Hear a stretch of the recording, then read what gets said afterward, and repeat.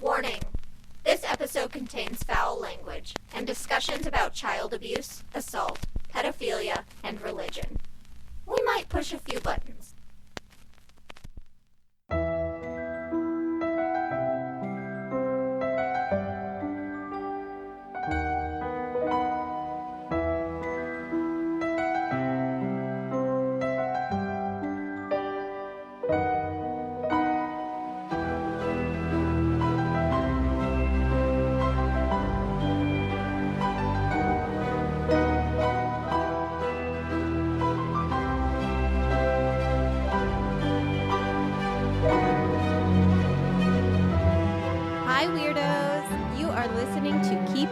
Weird, the podcast for all things strange and unusual, delinquent and dangerous, vengeful and righteous, and sometimes just straight up sinister. Each week we get together to chat about something weird, and of course, this week was no exception. This is part 2 of our totally defendable criminals episode, and this week we're getting a little bit darker. I know. How much darker than drug lords and sick babies can we get? Well, Lauren is involved, so guess. This week, Lauren, myself, and returning guest Trevin from the podcast Seriously Sinister are covering even more, quote, bad guys who commit crimes that make you question your own morality. Were they wrong? Should they be punished? Should we criticize someone just for being really good at crime? This week, we attempt to answer those questions and more. My name is Ashley, and I'm joined by my lovely co-host Lauren. And don't forget to check out Seriously Sinister, a true petty crime podcast with our guest host Trevin, when you need a true crime fix without the lingering sad vibes. I did want to take a quick second to give a shout out to some more recent patrons of the show. So hello and welcome to the Weirdo Club to Estefania Rodriguez, Madison Guy, Nadia White, and Gillian Gardina. We've got a ton of estrogen flooding our Patreon right now, and we are into it. Thank you all so much for donating some of your hard-earned cash to keeping this show going. We can't tell you how much we appreciate it. If you are interested in helping us produce this show and ensuring we get episodes released weekly, head over to www.patreon.com/keepitweirdpodcast. There you will find links to donate as little as $1 a month to go towards Keep It Weird.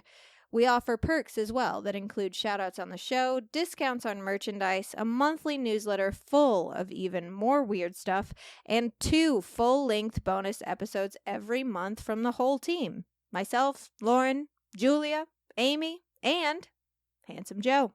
We love creating content for you, and we love hearing from you. So even if you don't have the money to donate to our show, tell your friends about us. Leave us a nice review on iTunes. Follow us on social media and like our posts. Post about our show on your Twitters and Reddit accounts and Facebook pages. There are a ton of ways you can help an indie show like us, and they don't all come with a price tag attached. Now, there's something else I need your help with, and don't fast forward. This is fun and not finance related. We have 2 great episodes coming up. One is a listener ghost stories. So if you have a ghost story you're holding on to, send it in. Email it to keepitweirdpodcast@gmail.com with the subject line ghost story. And 2, we're doing another Ask a Weirdo. So send in any question you want. Some fun examples. You can ask us our sun signs, moon signs, and rising signs, and what the heck that means. You can ask us what our favorite Halloween was. You can ask us what we're reading right now. You can ask us to do a tarot card reading. You can ask us about the creepiest person we've ever known. You can ask us about the first true crime story we can remember being obsessed with. You can even ask us our thoughts on specific cases, like who do we think killed JonBenet Ramsey, her brother, or do we think an owl knocked Kathleen Peterson down the stairs? Spoiler alert, no. No, we do not. Send us your question or questions to keepitweirdpodcast@gmail.com or submit them via our Instagram @keepitweirdcast. Okay. You want true crime? You got it. Have fun.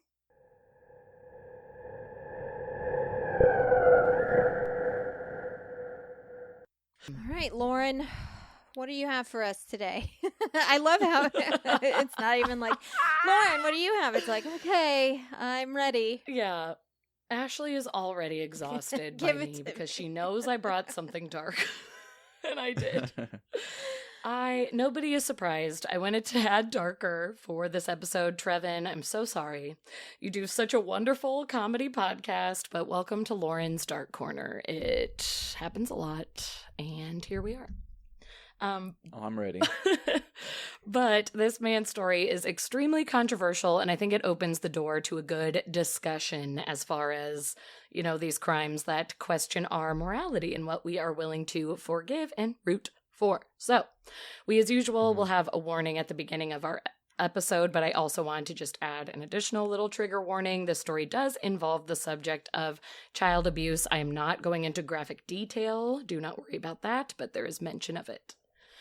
Okay. Here we go. Jason Vulkovich is his name. He is called the Alaskan Avenger. Okay. So I've heard of him. Ooh. I am going to go back to the beginning of his story, but I will not. This is not going to be a full life story, don't worry, but I do have to backtrack a little bit to get kind of the scope of this whole picture. Jason Vulkovich was born in Anchorage, Alaska on June 25th, 1975, to a single mother and was later adopted by his mother's new husband named Larry Lee Fulton. But instead of a caring guardian, involved, generous father, he was given a piece of shit. Fulton became Jason Vukovich's abuser pretty much instantly and made his life a living hell.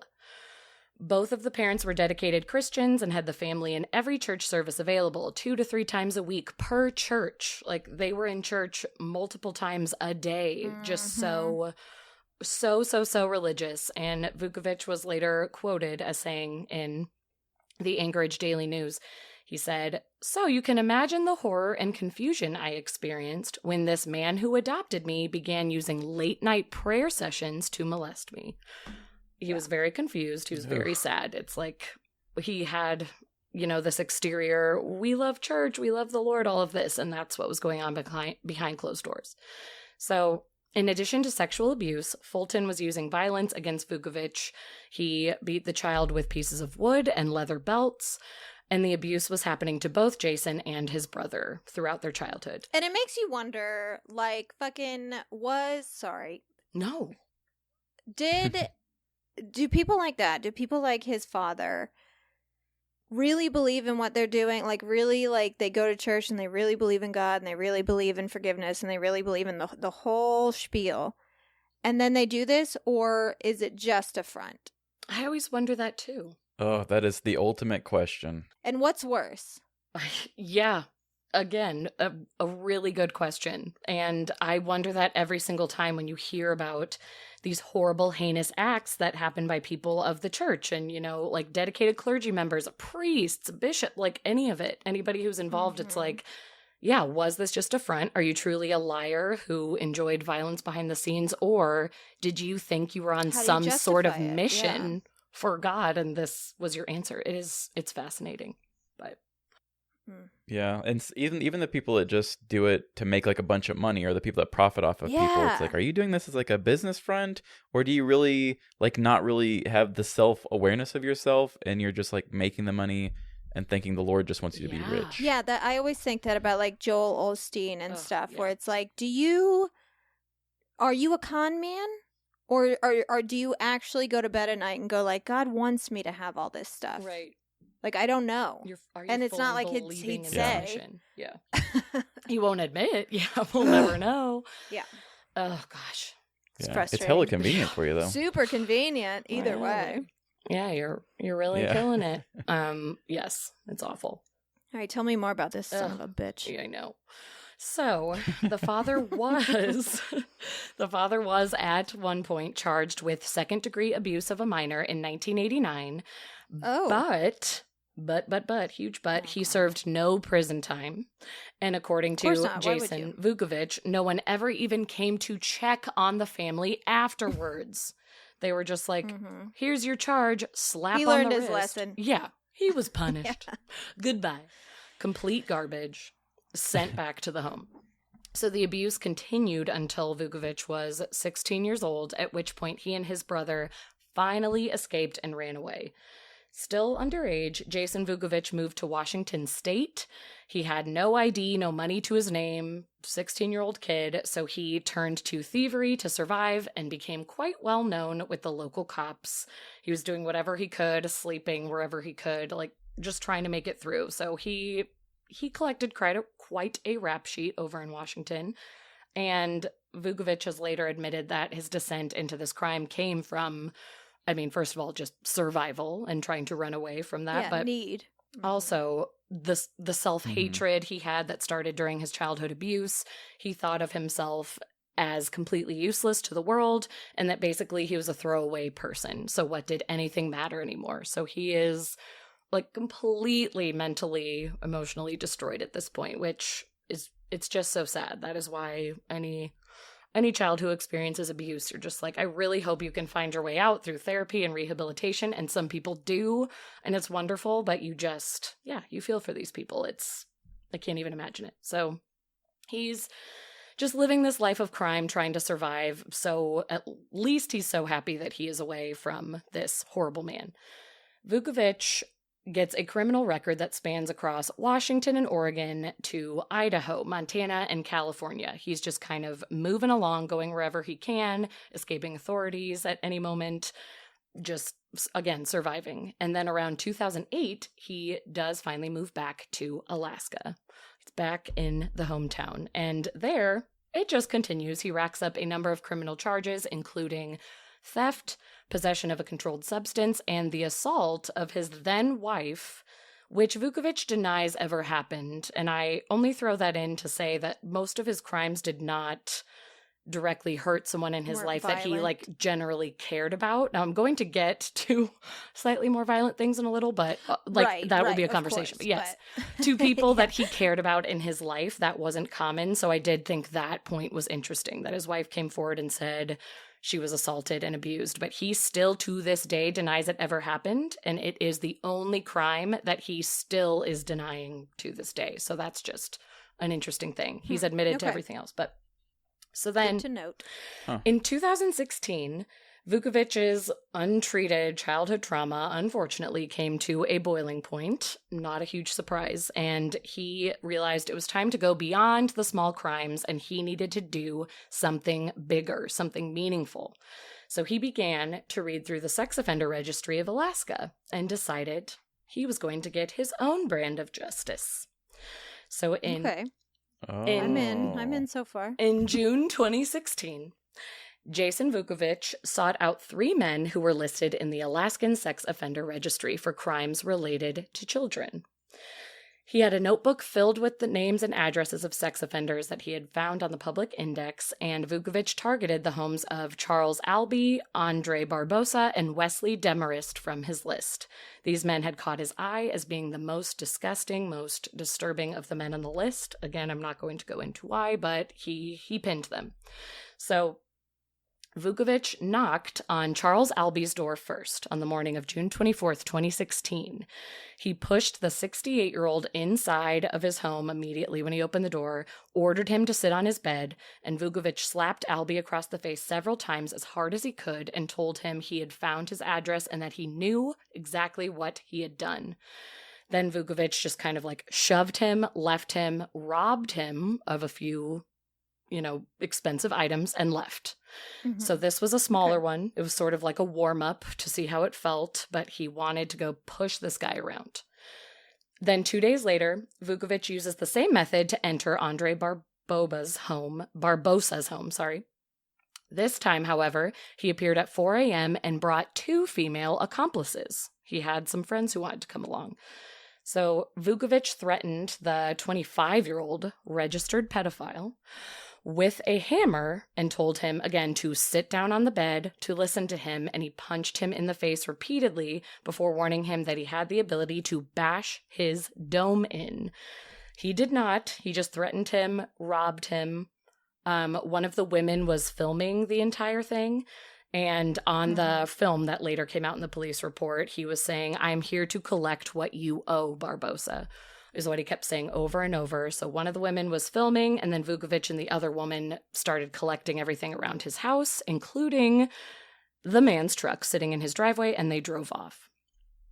Then the third and final time Vulkovich went after one of his targets, this was when he escalated the violence just a bit. This was his darkest moment. Wesley Demarest was the last one. He woke up hearing somebody knocking and trying to break into his home at around 1 a.m., just a few days after the last one. Yet again, Vulkovich knocked on the door, forced himself inside, tried to push Demarest around, said, "Lay on your bed." Demarest said no. This was the first time he was fought against. Then he told him, "Okay, get down on your knees. Listen to me." To which Demarest also said, "No, I will not."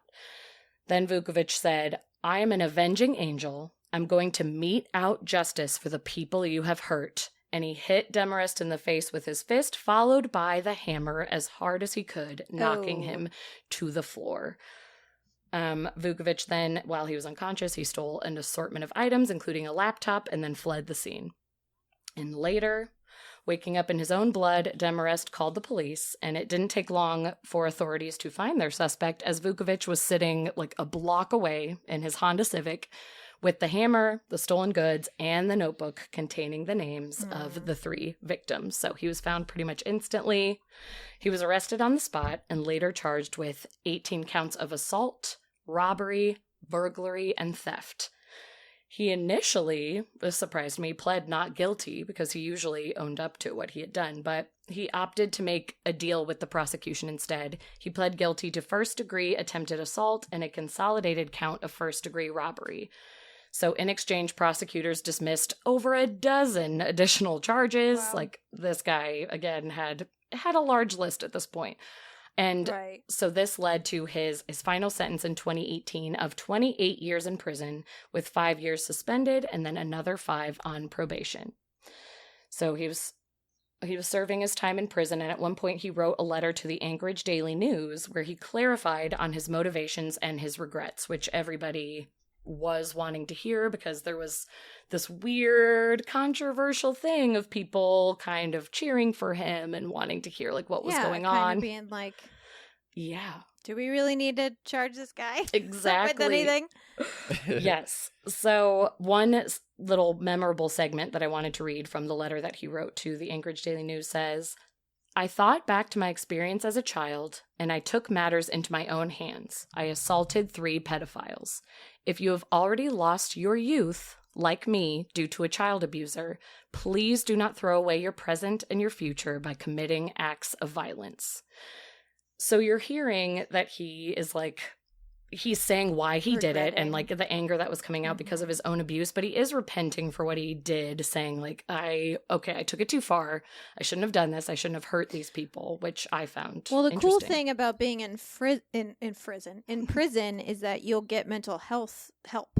Yes. You will get counseling, and you actually might have a chance at rehabilitation. Totally. Whereas when you're a 16-year-old kid living on the streets and the cops are just interested in arresting you for petty theft and no one's actually stopping to like help you. Right. And you can make the argument that like, these are convicted pedophiles. So they have been charged with a crime and they've served their time.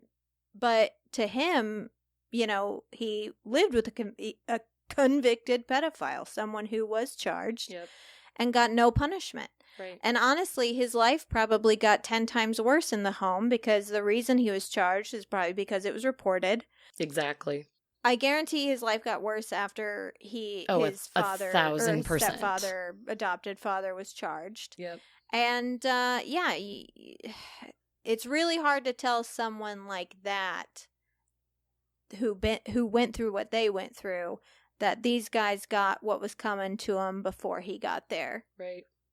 Because honestly, if you think like, oh, tit for tat. It's not tit for tat, actually, because, if it was tit for tat, they would have been raped repeatedly and, held captive, essentially, for years of their life. Yeah. And tortured psychologically. Seriously. It's not tit for tat. You got smacked in the face. Sorry. Right. Yeah. I know. oh gosh, I cannot imagine what Jason was going through, Jason Vulkovich. It's like to get in the head of that man who was so tortured, abused emotionally, physically, sexually, in like every way, shape, or form. Of course you have that anger. And honestly, the fact that he was able to go through a little bit of therapy, a little bit of counseling, and write this letter being so self-aware, I think is kind of amazing in a way. It doesn't mean that he's still not tortured, and he is going through a lot, and I don't know if he needs to be immediately released. I don't know what the right judgment is. I am not the one who should be making that decision, but I can just appreciate that he's like, listen, I should not have hurt these people. Violence wasn't the answer, but it's all that my brain could come up with in this moment because I cannot believe this evil exists, and I went through it, and I want these people to pay all of it. All of what you just said, Ashley, where it's just like, oh, I can't fault you after you went through that. You're trying to avenge. Again, his nickname became the Alaskan Avenger. He wanted to avenge his childhood, avenge all of the people who lost their voice, avenge everyone. The children who were abused by these men, yeah. Yep. Yeah, the children who were abused, possibly ruined for the rest of their life from what they experienced. So it's a lot. Yeah, it's a real Dexter situation. Yes. Yeah, I was thinking the same thing. It is a total Dexter situation. Man, yeah, you shouldn't kill. You shouldn't be a murderer, but like you're taking these people out that we don't enjoy. Like, are you making the world a better place? You kind of are. Yeah. Yeah. Like, yes. I don't know.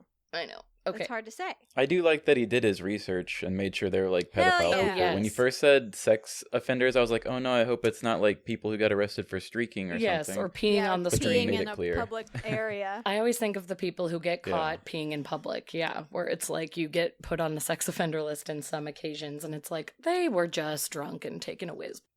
Well, and also, when I was 16, I had a boyfriend who was 19. Mm-hmm. Like, he could have easily ended up on a sex offender registry, and it wouldn't have been fair. Right. I mean, as an adult looking back, like, should I have been dating a 19-year-old? No. But I was not. What you mean. Yeah, I was not. I was not in danger. I was not being abused. Yes. You know what I mean? But and because of the age difference. Yeah, to difference. research it, a lot of the times on sex offender registries, they will say, crimes against a child. They'll specify. Oh, yeah. I have looked up the sex offender registry in my area. I have been that person, and it will say the crime, dangerous. It is. I know it was good and bad. Luckily, in our area, not luckily, there are very few. There's a couple in our area, but their crimes were kind of what we were just talking about. There was some like things happening in public. There was like age difference things. Like it gets pretty specific, more specific than I thought. It's not like it's telling their entire story, but it felt like I was able to see, okay, I still don't want to go near you to be safe, but I can see that you were not a pedophile. Whereas, it'll say that it was something involved with a child on other websites. So we didn't have any of that in our neighborhood, but as you said, he put in the work. He found the people who had sexually abused children, and he was like, not on my watch, let's go. So I can appreciate that as well. But to continue on, I'm at the end, I promise. Vulkovich appealed his sentence on the grounds that his PTSD should be considered a mitigating factor in his case. But he lost the bid. I know, I agree too, but he lost the bid in October 2020. Despite his hero status among some Alaskans, a lot of Alaskans actually, the judge ruled that being a vigilante just cannot be the exception in our society. It's like we all want to be on his side and root for him, but like you just can't. That's not how the system works, was essentially what happened. And I mean, that is fair. It's kind of what we've been talking about throughout the series. You have to do what you have to do. There are rules in place. We can't just let a crime go. I mean, he did break into these homes and assault people, but that is the controversy at hand, of course. Yeah, and also as the judge, you have to think like, okay, if I do appeal this, is that going to give the message to some other people who have felt like going out and beating the shit out of their neighbor that they can do it, and then they can blame their PT, you know what I mean? Like, totally. I get it. If you give the okay, What is frustrating, though, is they say, oh, we can't help out a vigilante, but I bet if he was rich, it'd be a little different. Ooh. Oh, Trevin with a Shots hot fired. take. Aren't Yeah. you speaking the truth? Yeah. You are not wrong. Yeah. You are not Yeah. wrong. You're not wrong Yep. at all, actually. Totally. This is a guy who was not rich, as we've been talking about, and, And you he know, wasn't has even this criminal blue-collar. past. No, You know, it's like he was... criminal Oh, yeah. past, like basically hitchhiking his way around. Of course, they're Yeah. not going to give him the benefit of the doubt. So, That's a bummer. So is he still in jail? Sorry, finish. oh yeah, it was like that. Let me finish. Let me finish.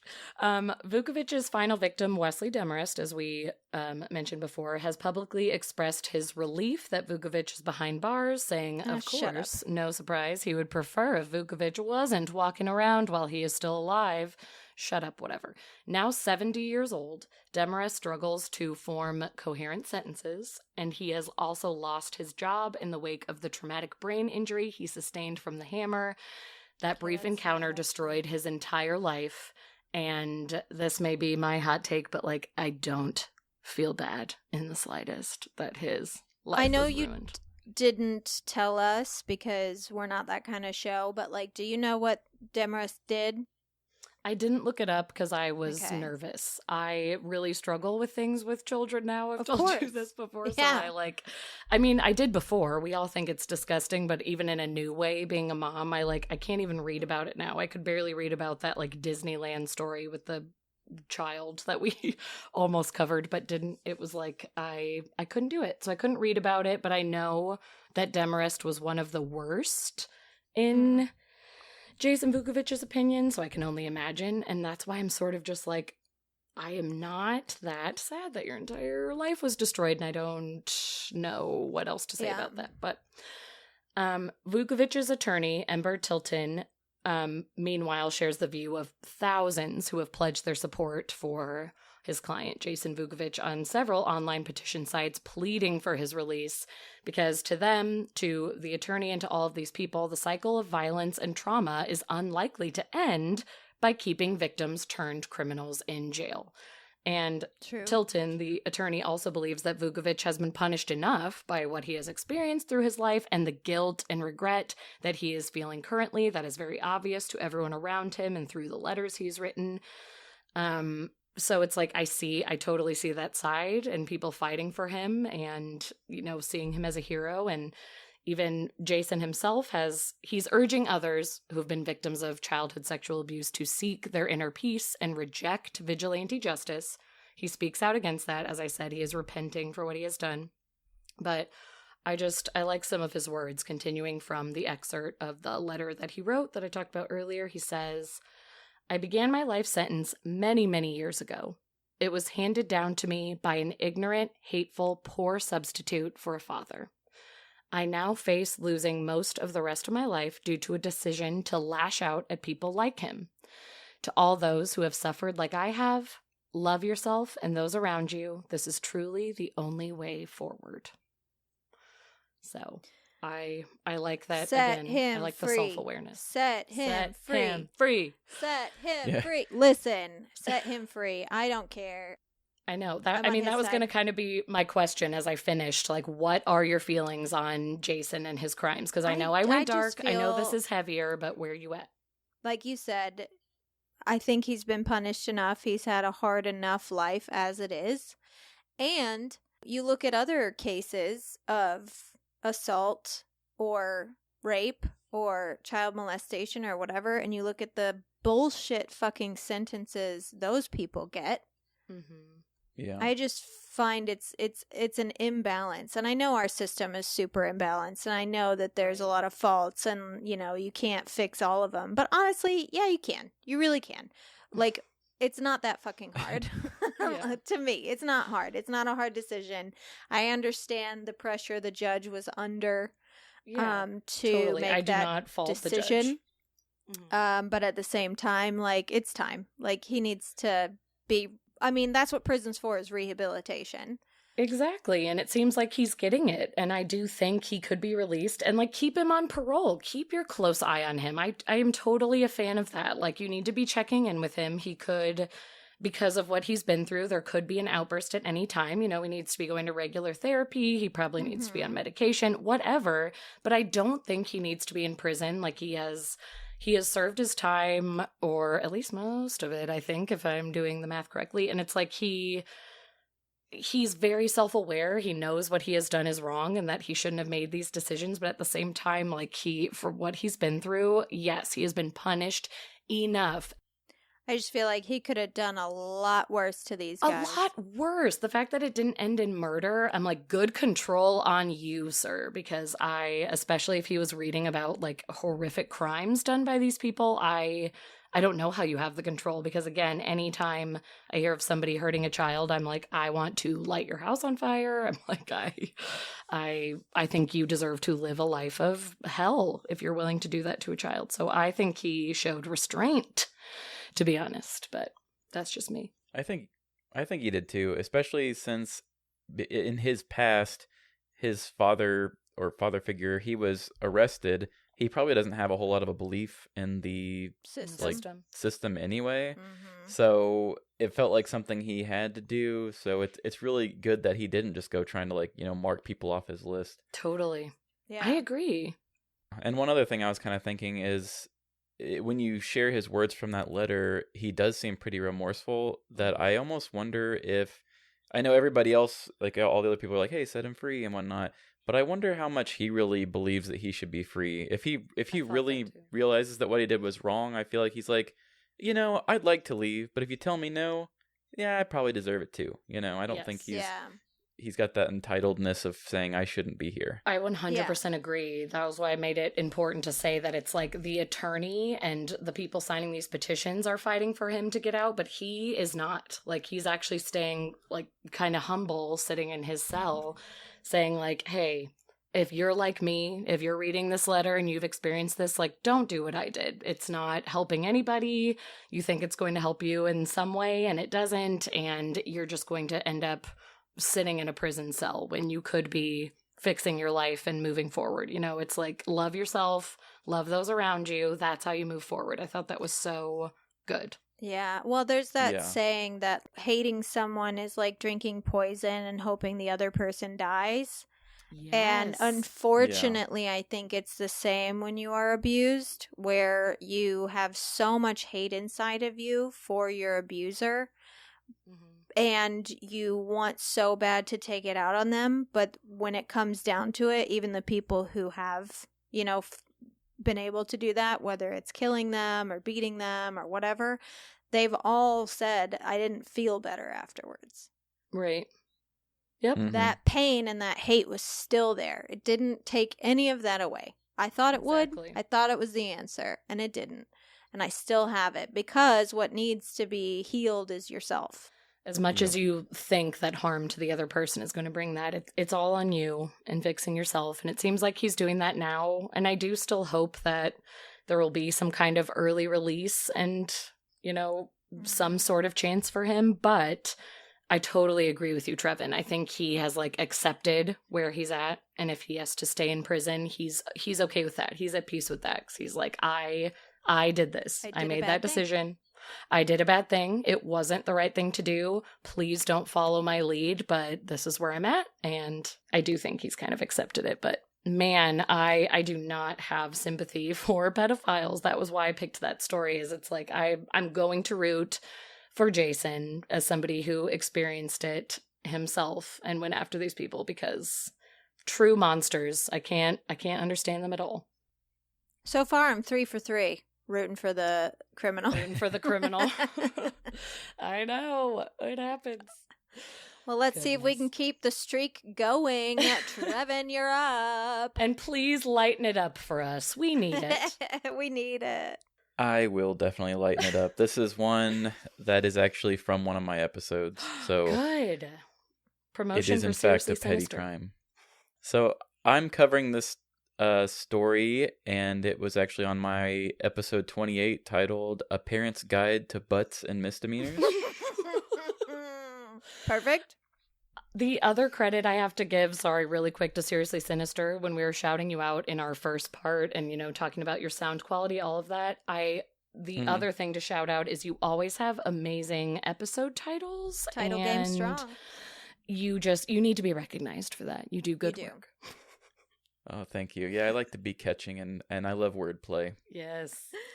So I'm going to start off with, I'm actually going to read a little bit of my story. Most of my stories, I start with a little bit of a monologue, and I really want to kind of put you in the mindset of why I believe maybe this guy should let it slide. Perfect. As a parent, there is nothing more important than your child's happiness. True. No matter your social class or amount of money in your bank account, you will reach a time where you can't help but disappoint your child. Whether it be a sold-out toy around Christmas, concert tickets that are too expensive, or the fact that you can't bring their dead hamster back to life, there are limitations in this world that will eventually play a part in your ability to give your child what they want. Amen. Yep. So it's hard out there for a parent. With the endless amount of advertisements pushed in your child's face, you're constantly navigating your way through a minefield of their desires. It's enough to make you want to keep your kid away from television or the outside world, just to slow down their constant stream of wants. And not only that, but when your kid socializes with others, that opens up a whole new world of childhood product envy. Each time you pull your sad kid away from their friend's house, you begin to hate the other parents more because of the ways they spoil their child. So, I'm going to tell the story of a man named Dustin Bushnell. Dustin! Can I call him Dusty? He sounds like a Dusty. Dusty. Dusty Bun. Dusty Bun, like from Stranger Things. Yeah. He's a 30-year-old man out of Walla Walla, Washington. Oh, Walla Walla. And this was back in March of 2021, so fairly recent. Whoa, okay. All right, here for it. There was a string of catalytic converter thefts going around. Oh, motherfuckers. I've had mine stolen. I'm sorry. Oh. I'm very passionate. It's an epidemic, I guess, up in that area. Wow. Yeah, I had friends who were in Seattle who, oh no, never mind. It wasn't a catalytic converter. She had her gas tank drilled into, which is like even worse because, oh, I guess you do take the gas. I was going to say it's even worse because like you didn't even get anything from it, you asshole, but I guess you got gas. Anyway. You stole the gas, yes. Now's the time to take the gas. Now's the time to fucking take the gas.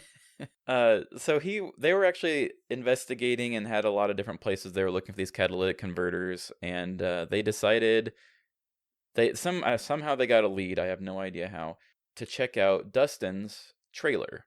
Okay. So when searching around, they looked in like his shed and they found a couple of disembodied catalytic converters.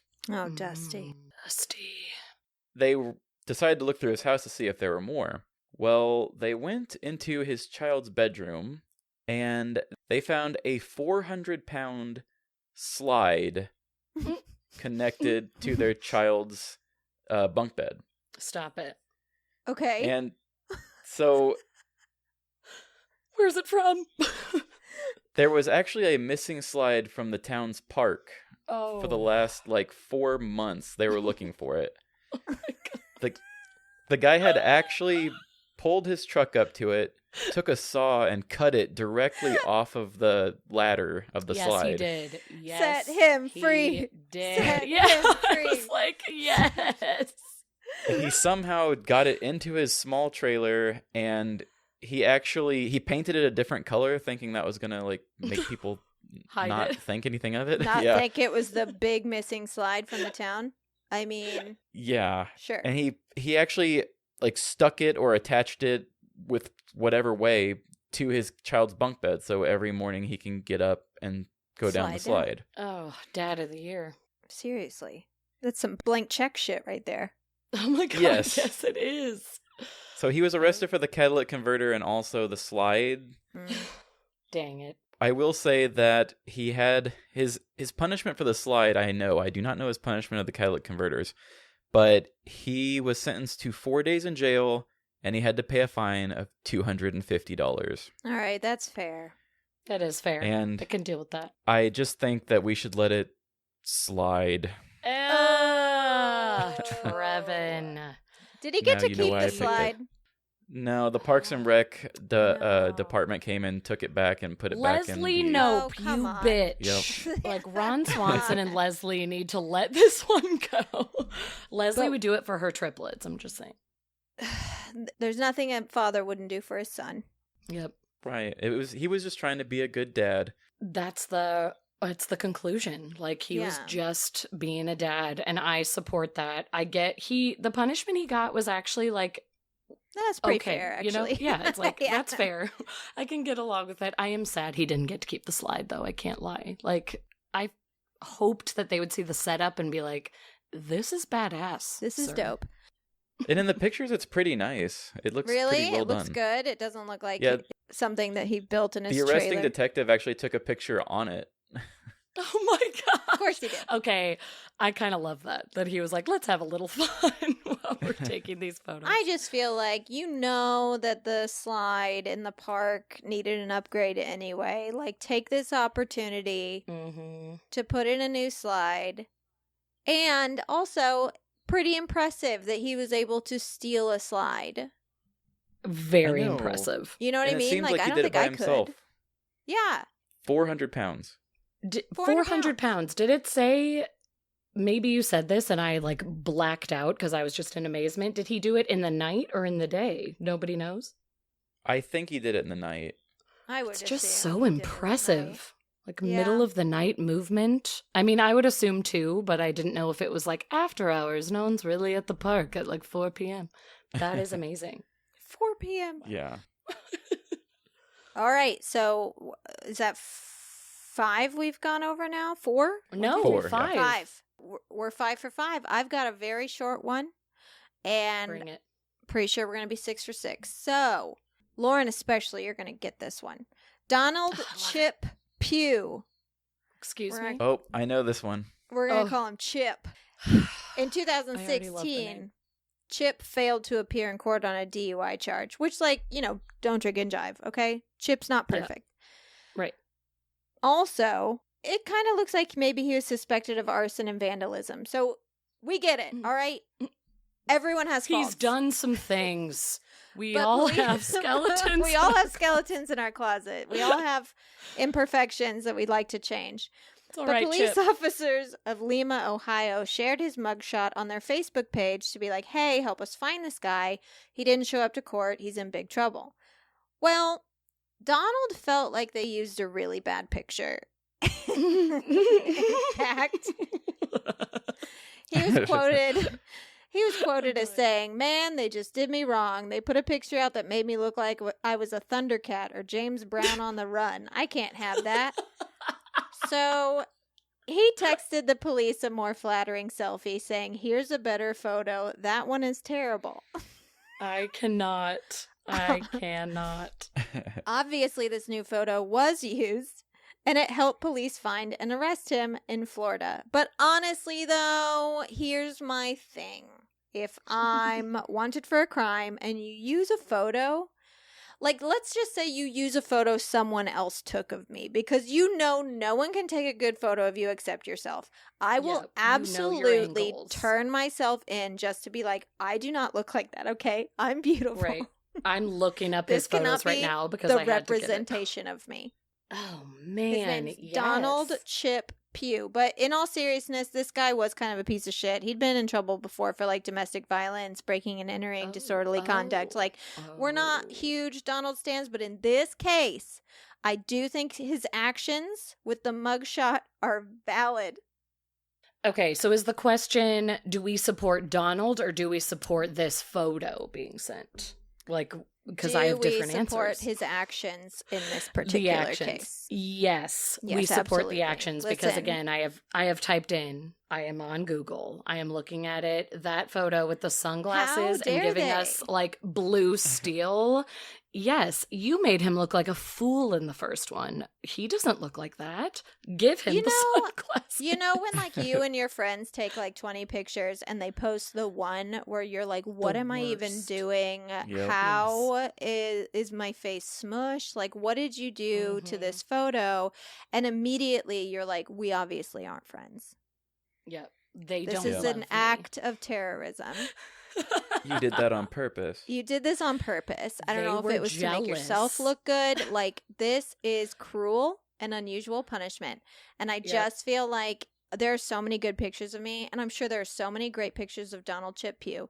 And if I get in trouble and you post like one of my tagged photos, I'm going to show up. I'm not even going to text the police. I'm going to show up and be like, "Are you kidding me right now?"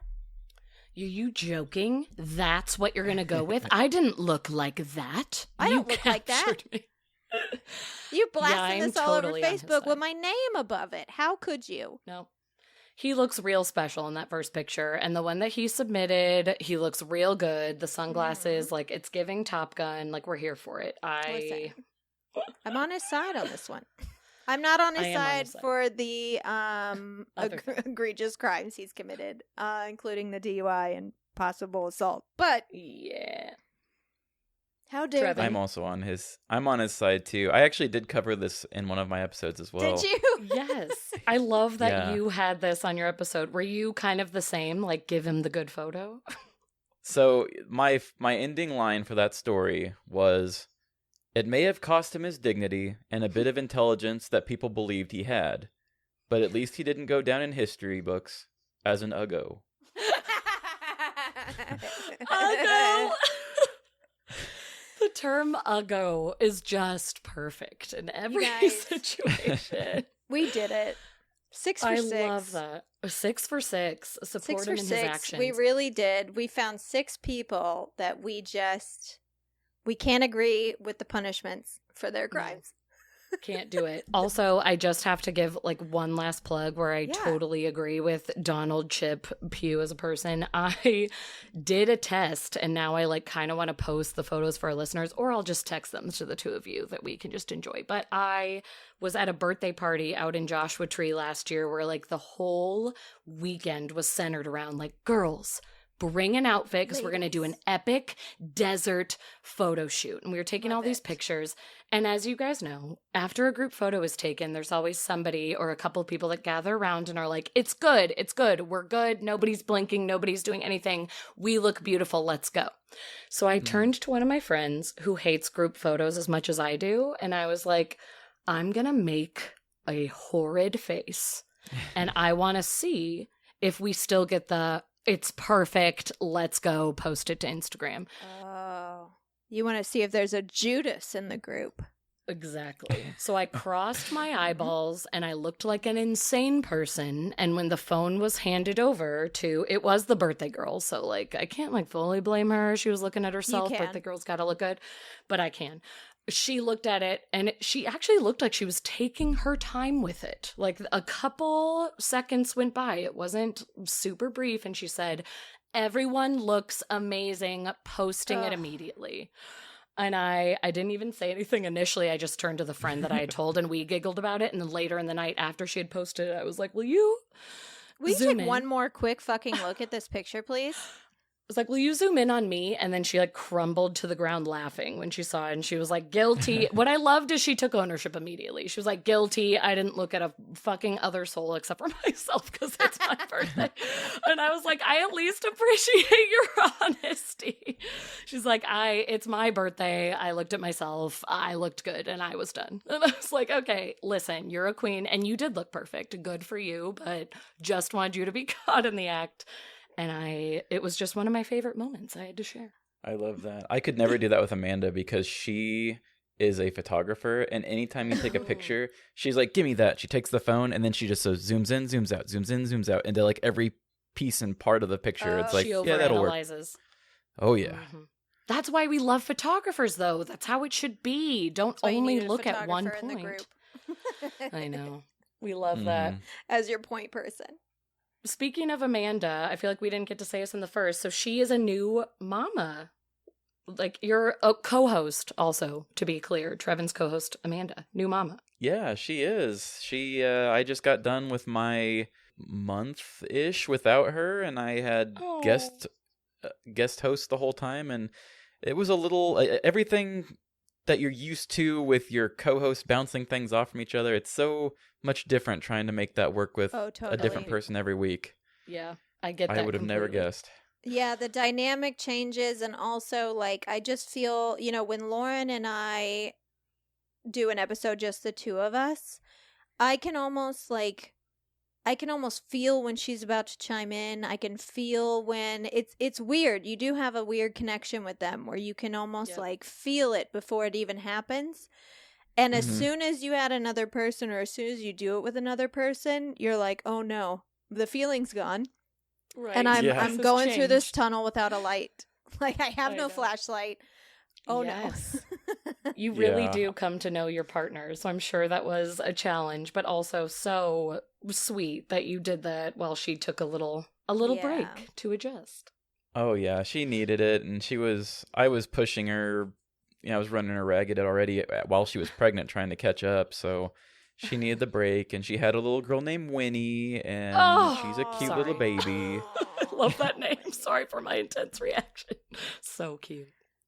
But yeah, she's sweet, and everything's good, and Amanda's back, and as she says, better than ever. Better Better than ever. I Yes, I believe listened to her first episode back, and it was like you guys had lost 0 times. So that was very cute. I But bet she was ready too. I remember when Lauren had to take off when Wilder was born, and when she came back, she was like, "Thank God, I'm here." Like, I'm Yeah, I starting to needed lose it. you have to feel Yeah, she your was ready. humanity. I need this Yeah. release. All right, well, that's all the time we have this week for Keep It Weird. Thank you so much for tuning in every week, and thank you so much, Trevin, for joining us. It has been such a blast. Oh, thanks for having me. I'm so glad to have finally been on here. I know it's been a Yes. long time coming, and I'm glad we got to do this fun 2-part episode with you. I know you're going to come back because we had another idea for this episode. Yes. So eventually, we're going to have to return with Trevin for another true Maybe crime. even you and Amanda. Oh, We'll see. hell yeah! I Let's like get it. 4 people on this call. We could do it. We could do it. We can could have totally make it work. Make sure you guys check out Seriously Sinister, especially if you want to scratch your true crime itch without getting too sad. Trevin, do you have anything additional you'd like to plug? No, I mean, pretty much just listen to us. We're always looking for more people who want to spend time with crime that's not so murdery. And we're going to be at the True Crime Podcast Festival in Dallas at the end of August, if Yes. anybody wants to check that out. Yeah. Obsessed. All of Love our it. Texas listeners, you should absolutely hit up the True Crime And Festival. I may be putting on a live comedy show there. So Oh. there's that. That's well, awesome. well. And your Okay. Instagram handle for the podcast is Seriously Sinister Podcast. super easy. And do you have a personal Instagram you want to plug as well, or no? Trevin_FM. Perfect. Easy. Yeah. Next week, Lauren and I have something a little different and very special for you, but you'll just have to follow us on Instagram at Keep It Weirdcast to find out what that is. You should be following us You should be following us there anyway, because every week we have Tarot Tuesdays with Busy Bee Coven, where we learn how to read tarot cards, and Witchy Wednesdays with Laura LaRue, where we learn easy spells and ways to bring witchcraft into our everyday lives. Soon, we'll be starting Medium Mondays, where Amy Goldenberg will be sharing messages she receives from Spirit with our listeners and teaching us ways to become more connected to Spirit and our ancestors and our hidden psychic powers. Also, please consider joining our Patreon at www.patreon.com/keepitweirdpodcast so you can get multiple bonus episodes every month, discounts on merchandise, shoutouts on the show, and a monthly newsletter full of the strange, the unusual, and the scary. Trevin, what is our sign-off this week? Am I supposed to have one? Yep. And well, that's we like the to exact spring question. it on our guests to see what they can come up with in the heat of the moment. Some guests just make a sound. Some guests cry. Some come up Say with I- something brilliant. Yeah. I will say the only cold cases we crack are beers on our birthday. Oh, yes. Okay. Amen. Hallelujah. Some people just fucking nail it. Some I'm just people saying. just know how to do a sign off and keep It it weird.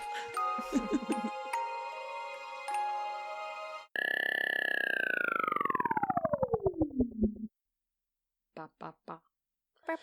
I know we didn't do our boom that time, but I like the You liked the... Yeah, I changed it because I thought you were going to change it, and I was just hoping I hit the same thing you said. I was hoping we'd be twins again, but I think this time I just went, okay. So that was really boring.